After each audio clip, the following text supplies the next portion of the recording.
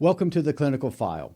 I'm John Cordray, and I'm a licensed professional counselor, and this is my mental health analysis of the Lisa Montgomery case.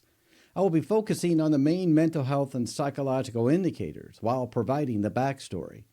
I don't just talk about the crimes, I talk about the psychology behind the crimes and the mysteries that captivate us. I look beyond the facts of the case to understand the why of the crime.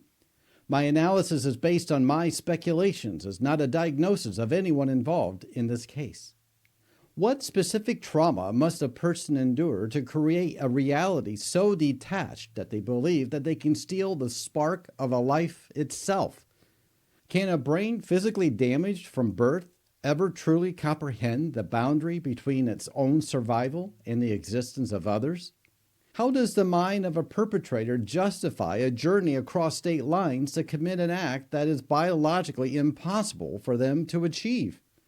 We're looking at a case that sits at the intersection of extreme developmental trauma and a catastrophic break from reality. Lisa Montgomery did not just commit a crime. She lived within a sustained delusion that required a violent sacrifice to maintain its momentum. Stay with this case because we're going to look at the internal architecture of a mind that medical experts describe as being profoundly fractured. We're going to look into how childhood psychological shattering predicts adult catastrophic behavior and the specific red flags that were ignored.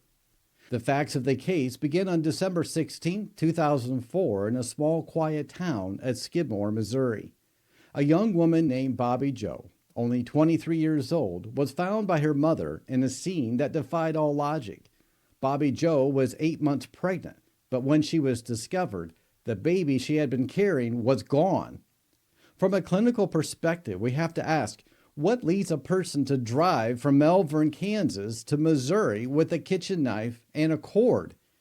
Lisa Montgomery had cultivated an online relationship with Bobby Jo under the alias of Darlene Fisher in a rat terrier breeding forum. The psychological red flag here is the maintenance of a complex long-term deception known as false pregnancy. For months, Lisa had told her husband Kevin and the local community in Kansas that she was pregnant with twins. Lisa had undergone a tubal surgery years prior, making it a natural pregnancy biologically impossible for her. When we see someone ignore biological finality in favor of public fantasy, we are seeing a total failure of reality testing. What happens when a person's entire identity is built on a lie that has a looming physical expiration date? As the supposed due date approached, the pressure on Lisa was mounting from multiple directions, including legal threats from her ex-husband.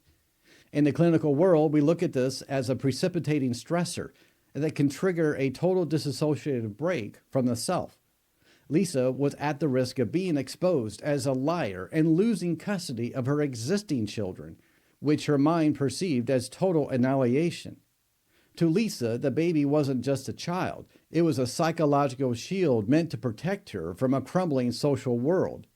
When the brain perceives the existential threat, the prefrontal cortex can go offline, leaving a primitive amygdala to dictate survival. The drive to Skidmore wasn't just a trip to commit a crime. It was a desperate mission to acquire the missing piece of her delusion. When she arrived at Bobby Jo's home, the two women reportedly spoke for nearly an hour about the dogs they both loved. This normal interaction suggests a high level of masking, where a person can appear calm while harboring a violent internal threat. Suddenly, Lisa attacked Bobby Jo from behind, using a neon cord to strangle the young mother. The medical reports indicate that Bobby Jo was conscious for a significant portion of the attack. Lisa used a kitchen knife to perform a crude, horrific C-section, while the victim was still fighting for her life. From a mental health standpoint, this level of violence often indicates a profound state of disassociation, or a fugue state. Disassociation is a mental process where a person disconnects from their thoughts, feelings, and their very sense of identity. For Lisa, the person in that room might not have felt like her, but rather a vessel carrying out a biological necessity. Can a mind endure so much personal trauma that it becomes capable of inflicting the unthinkable on another human being?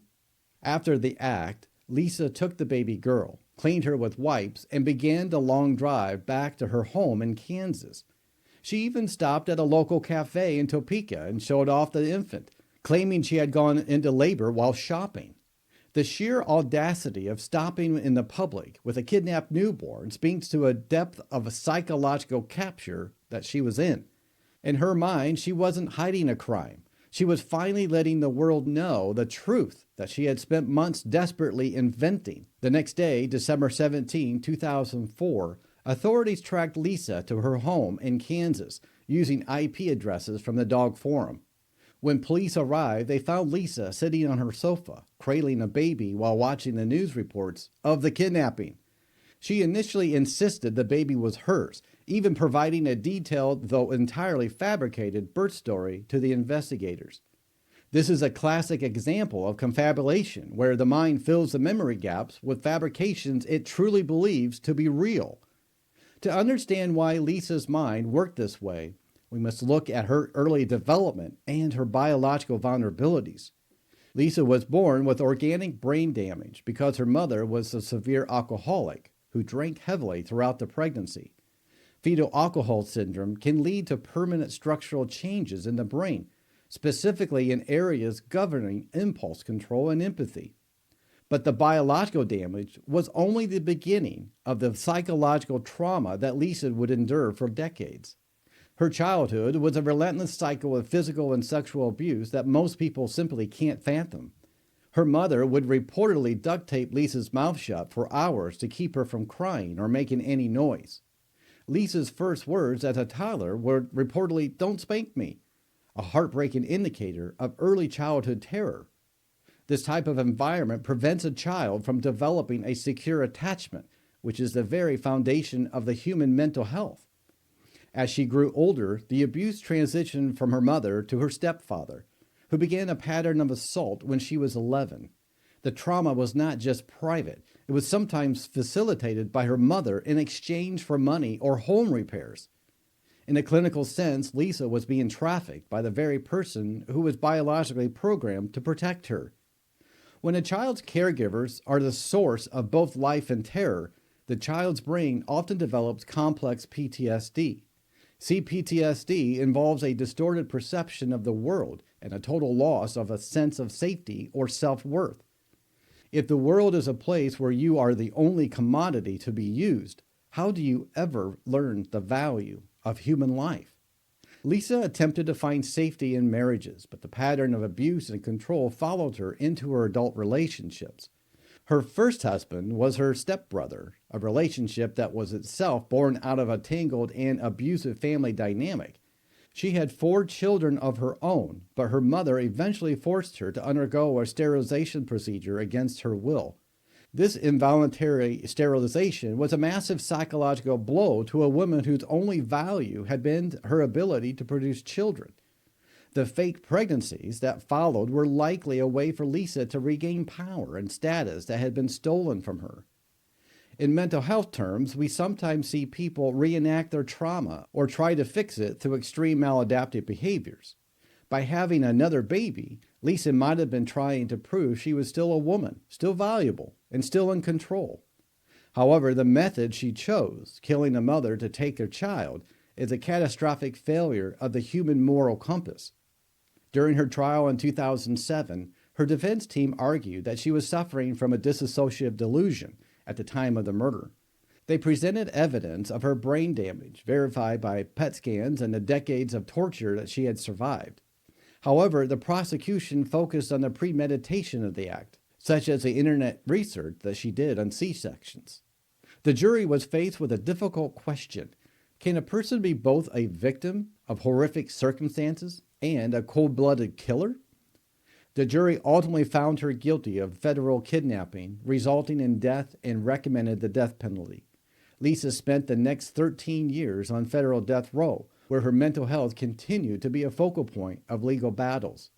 Her lawyers argued that she was too mentally ill to be executed, claiming she did not understand why she was being punished. They cited her diagnosis of bipolar disorder, CPTSD, and the physical evidence of her shrunken and damaged brain. Under the law, An individual must have a rational understanding of their punishment for an execution to be constitutional. Yet the courts repeatedly denied her appeals, and the Supreme Court eventually cleared the way for her execution. Lisa Montgomery was executed by lethal injection on January 13, 2021, at the federal prison in Terre Haute, Indiana. She was the first woman executed by the federal government in 67 years. Her final words, when asked if she had anything to say to the executioner, were simply, "No." From a clinical perspective, this final silence is perhaps the most telling part of her entire tragic story. It suggests a woman who had finally been silenced by the very system that failed to protect her as a child. The baby she took, Victoria, survived the ordeal and was returned to her father.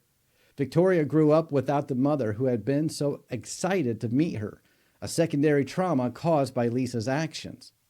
The why of this case lies in the intersection of severe biological brain damage and an unimaginable social failure. Lisa's crime was an atrocity, but her life growing up was an atrocity as well. As a counselor, I see a woman whose mind was a battlefield long before she ever met Bobby Joe. The tragedy that the red flags were everywhere for decades, yet no one intervened until it was too late for two families. Is justice truly served when we execute the most broken among us? Or are we just burying the evidence of our collective failures? The psychological indicators in this case, the fake pregnancies, the disassociation, the masking, that all points to a total internal collapse. When the self is destroyed by trauma, the mind will sometimes go to any length to build a new, safer version of reality, even if that reality is built on the life and the loss of another person. The Lisa Montgomery case remains one of the most polarizing and psychologically dense stories in American legal history. It forces us to look at the dark corners of the human psyche and the long shadow of childhood abuse. It reminds us that the why is often much more complicated than a simple label of good or evil. Well, there's a lot of evil in this case. I have worked with a lot of kids who have gone through some really hard times, a lot of trauma. And the patterns that I've seen working with these kids is that their parents had also gone through a lot of trauma. And so often that trauma is passed down to the generations and becomes generational trauma.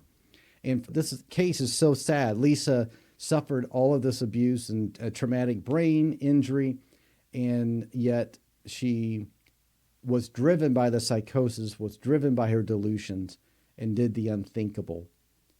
Lisa went through an unimaginable amount of trauma when she was growing up. She had that brain injury, but that does not excuse what she did.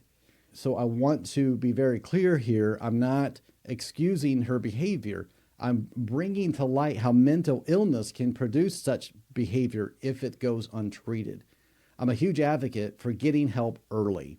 If you know somebody who's struggling with mental illness, make sure you recommend them getting help. Can't force them, but you can certainly offer them the help that they need. So what did you think about this case? Were there any elements that stood out to you?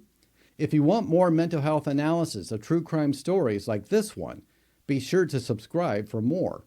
And if you found this case compelling, be sure to watch this next story. It will make you more aware of your surroundings. Thank you for joining me today. Until next time, stay curious, stay safe.